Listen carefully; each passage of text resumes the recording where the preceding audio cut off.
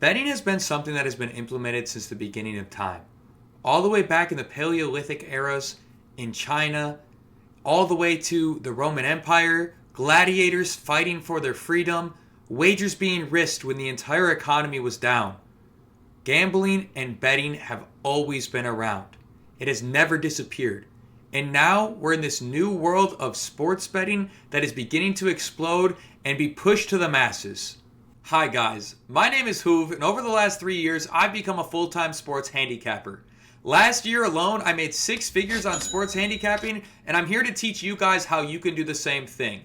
I know that I can do it for you because I did it for me, and I also do it for thousands of other people every single day with one of the most successful sports handicapping businesses in the market.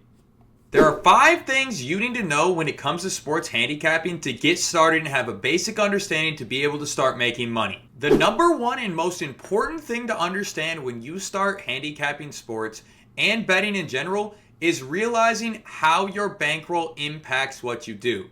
Before we can understand proper bankroll management, we need to understand one thing. What is bankroll? A bankroll for someone is the amount of money that they place into their accounts that they're going to wager. Now, this does not count for your entire bank account. This isn't how much money you have or how much your net worth is. It is how much you place into your accounts that you are going to wager. Bankroll size varies from person to person. Some people's bankroll may be $1,000. Some might be 10. Others maybe even $100,000. Now, remember, it's not about size. Size doesn't matter. It's about the motion of the ocean. Now that you understand what bankroll is and you have your set bankroll that you're coming in with, you now need to know how to create a proper unit size. Unit sizes are incredibly important when it comes to risking money on your bets. How does one know what a proper unit size is? For every normal bettor, a unit size should be 1 to 3% of your bankroll. I recommend 1% as you want to risk as little capital as you have at a time in order to guarantee that 1, you make it long enough, and 2, you don't blow it all in one sitting, because if you do, man, you're going to be out of luck and you're going to be mad. You're going to deposit more money and then it's just going to be unhealthy and you're going to chase your losses. The second most important thing that you need to remember when it comes to sports handicapping and learn is about the sport that you're going to be attacking. Now, for everybody, this is different. Some people like baseball. Some people like basketball. Others like football. It doesn't really matter what sport you like, as long as you begin to get a deeper understanding of the sport in order to fully understand how the lines work, how the sport is played, and really how to attack the market and find the value. For example, in the NBA, it's incredibly important to know who's going to be your shooters, who's going to be your primary defenders, who's going to be dishing the basketball and passing the ball. All of these things are incredibly important as basic understanding of the game. Now, from an outsider's perspective, you're like, oh, I can see the stats. Well, that might not tell the picture. For example, in a playoff game, one star player might take far less shots or change roles based upon how the opponent is going to play them.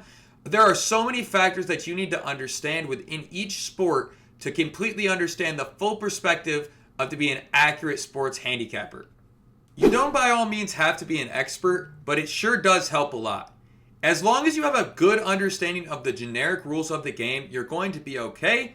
But if you really want to excel and be an elite sports handicapper, you need to find the value by completely understanding the game you are wagering on. The third most important thing to remember and learn when you're coming into sports handicapping is the type of bets you're going to be placing.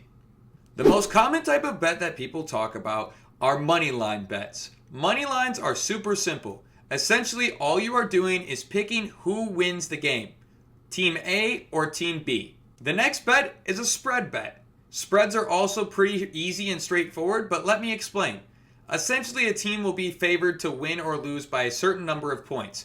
Let's use 4.5 as that number. If the team is favored by 4.5 points to win and you take the spread, this means they have to win by 5 points. If you take the opposing team and theirs is plus 4.5, this means they can lose by at least 4 points and still win the game, or they can even win outright. Another type of bet is a total bet.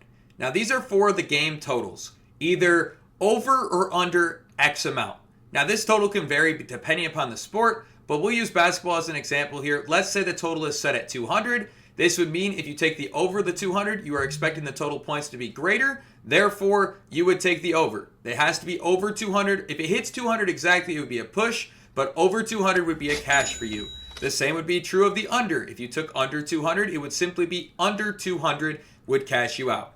The fourth type of bet that you could place is called a parlay. Now, these can be same games, multi-leg, all kinds of things. You could take as many props as you want in a parlay as long as the odds don't overwhelm the book for payouts. Meaning you could take 6 different team totals, you could take 7 different money lines, and all of them are put together in what's called a parlay. Meaning all of these teams have to hit in order for you to win. You could do it 2 teams, 3 teams, 4, it doesn't matter, but every single leg has to hit. By the way, if you're taking parlays, you're probably losing money. If you're parlaying over 2 people in a slip, you're also most definitely probably losing money long term. Please do yourselves a favor, stick with some straights until you get this game figured out, and move into the parlays as you become more experienced. I'll talk about those in another video that you guys could check out down below.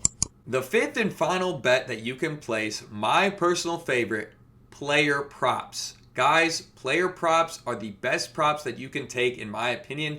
Due to the fact that the market is so large, the books have a tough time placing accurate lines. In my opinion, if you take player props, you'll probably be successful in the long run. It's what most of my content is based around and what I do. These are my favorite kind of props. This is where you are also just predicting a simple statistic for the player. For example, Donovan Mitchell to score 30 points, over or under. Super easy, super straightforward, and you can do these on all types of props. Assists, rebounds, touchdowns, strikeouts, everything you can think of, individually player propped. It's amazing.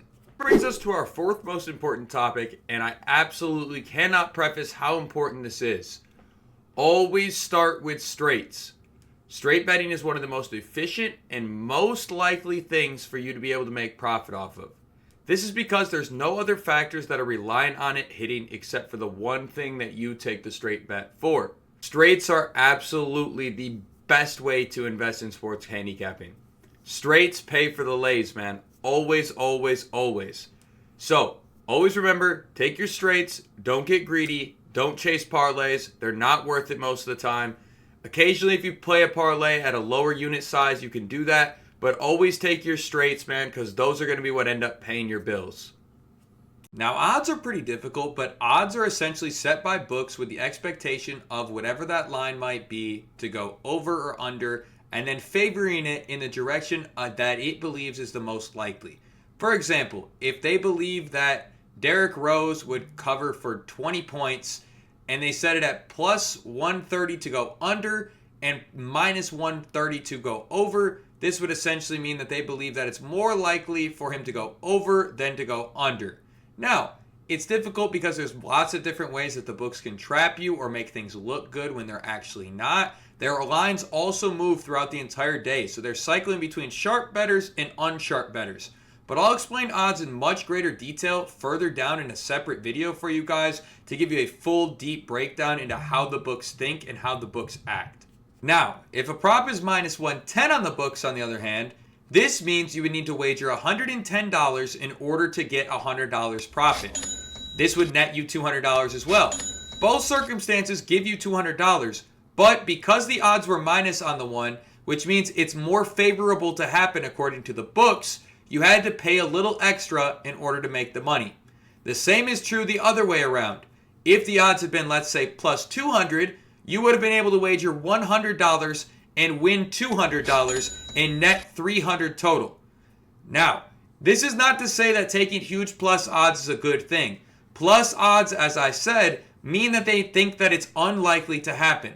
This usually happens in circumstances where a team is much more likely to win versus lose, and so you're taking what's called the underdog at the plus value, and the favorite would be at the minus value.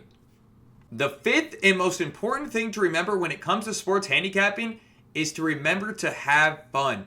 Remember, guys, this is supposed to be an amazing experience that you get to enjoy. You could do it with friends, you could do it with family, you could do it with an amazing community like my own. Guys, if you want to get involved with our community, it is in the description below. I recommend having fun with this, man. Do not overwager what you can't afford to lose. Don't be putting rent money up. Enjoy this, man. It's meant to be fun. Thank you guys so much for watching. If you enjoyed the video, make sure you guys do me a favor. Click that bell. Turn those noties on, man. Subscribe to the channel. Let me know if you enjoyed it in the comments below, and I'll see you in the next video.